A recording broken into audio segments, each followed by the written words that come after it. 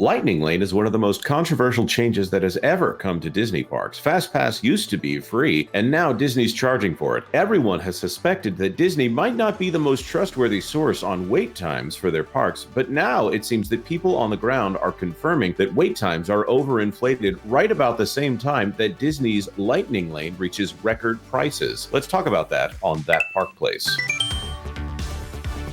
Hello, I am Jonas J. Campbell, an investigative reporter for That Park Place, and here with me is the man, the myth, the legend, Mr. VashSky.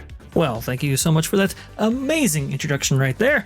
Talking about Lightning Lane, man, this is a developing story, Jonas. Once they reimagined this whole system from Genie Plus into Lightning Lane, we thought it was unbelievably complicated, but we eventually got both hands around it. But now, this allegation of inflated wait times, now the story gets more complicated. Yeah, I'm reminded of the line from the Avengers where the other says to Loki, he says, "Pain, you will long for something as sweet as pain when we're done with you." Looking at the way that FastPass used to be and how quote unquote complicated that was, those were the days. There's nothing worse than what Disney does with their My Disney Experience app, except for what they're about to do with their My Disney Experience app. We don't know what that is. It's just always worse.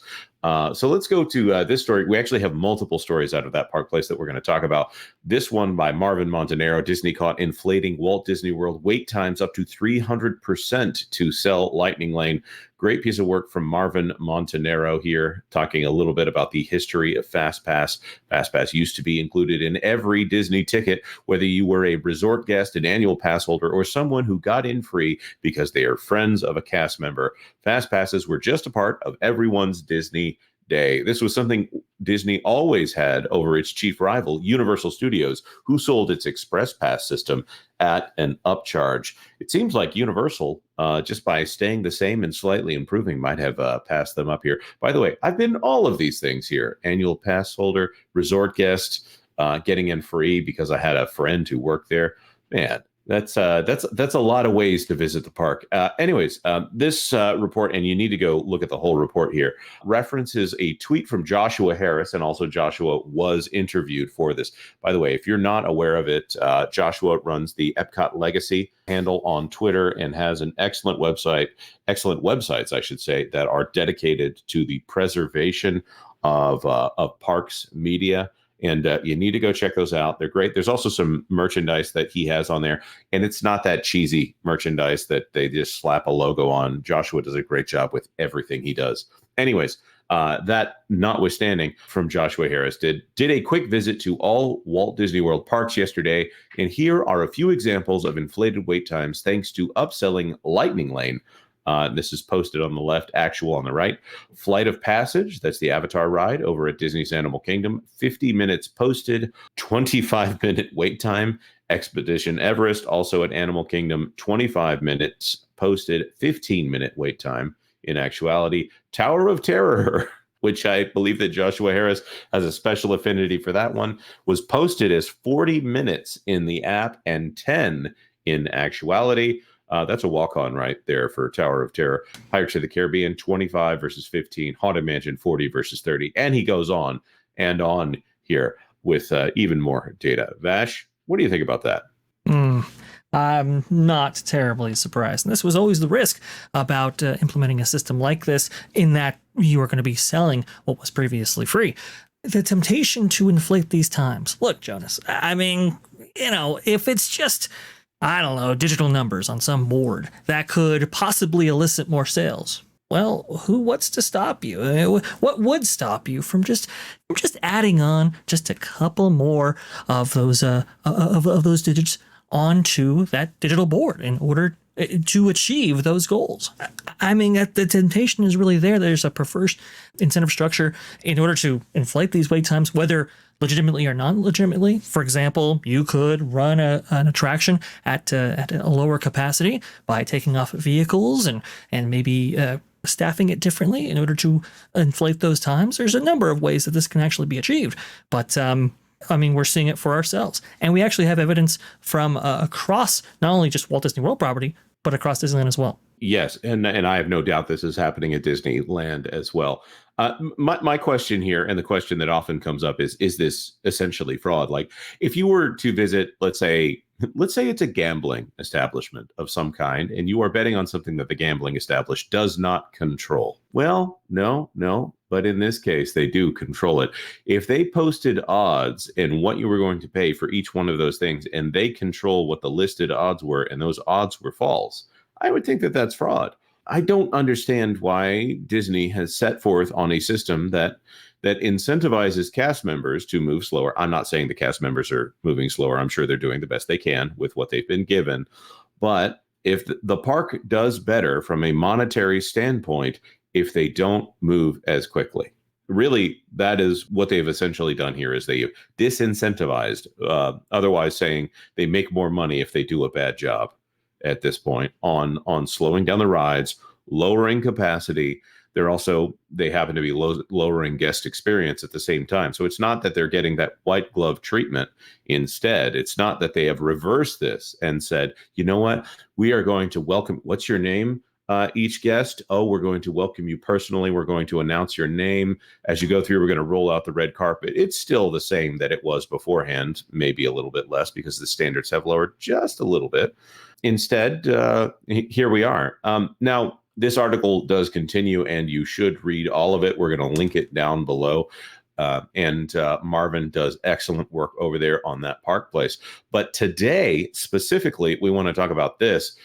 Disney World continues to quietly raise the cost of visiting the parks using Lightning Lane. Pro here, WDW Pro, wrote this article. I'm going to throw in here that these are record-breaking increases in Lightning Lane, because they're definitely not going to be lowering the price of Lightning Lane anytime soon.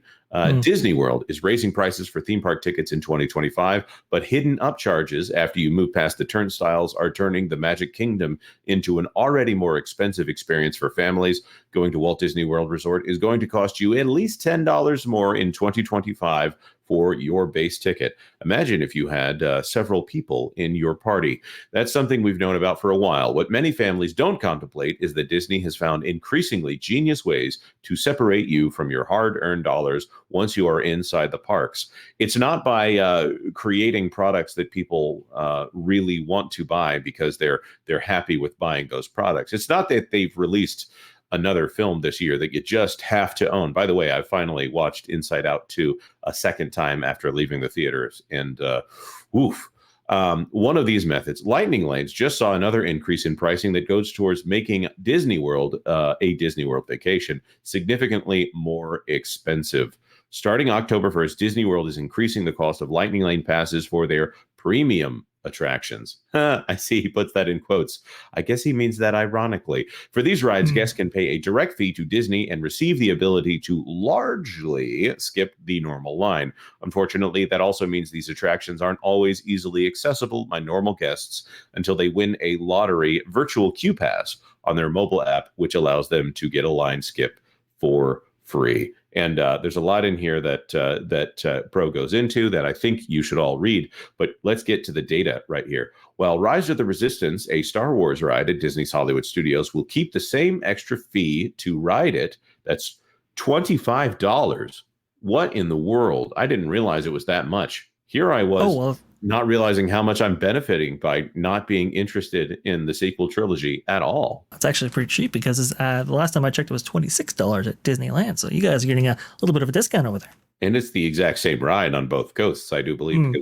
They're almost the exact same in both parks. I don't know. I don't care if someone can correct me in the comments on that one. They reduced costs at Walt Disney World by matching the schematics. Tron Light Cycle Run at Magic Kingdom is increasing from a $20 fee to $22. By the way, that is a 1 minute ride right there. So do that math for you. It's actually less than 1 minute. Seven Dwarfs Mine Train at Magic Kingdom is increasing from the current $11 to $14. Oh my goodness. Seven Dwarfs Mine Train. By the way, in my opinion, Seven Dwarfs Mine Train is a better roller coaster than Tron Light Cycle Run, but there is no way that I am paying $14 per ticket for a family to do individual Lightning Lane on Seven Dwarfs Mine Train. It's not like it's Velocicoaster. It's not like it's Incredible Hulk Or I wouldn't pay $14 for the Voyage, which is my new personal favorite roller coaster. It's a wooden roller coaster out at Holiday World, a gem in that park. Never would I ever pay $14 per person to ride that ride for a single ride. Seven Dwarfs Mine Train? No, absolutely not. That should I just read? I'll read the prices and then we'll continue. Guardians of the Galaxy Cosmic Rewind at Epcot is going from 16 now to 19. Then this one is still behind a virtual queue. And Avatar Flight of Passage at Animal Kingdom will increase from $14 to $18 by percentage. Flight of Passage is the one that's getting the biggest upgrade. I don't know if they've actually fixed the glasses issue on Flight of Passage either. So it's not like this money is going back into the ride to make sure they have upkeep. Hopefully, Guardians of the Galaxy Cosmic Rewind is being kept up. But we know Tron Light Cycle Run has had a lot of cosmetic issues here. Vash, how much money would you pay to skip the line on one of these rides? Well, if I was at Walt Disney World and I'm already paying tens of thousands of dollars just to be on property there, that's, behind the hotel fees, travel, transportation within or around the Walt Disney World Resort property.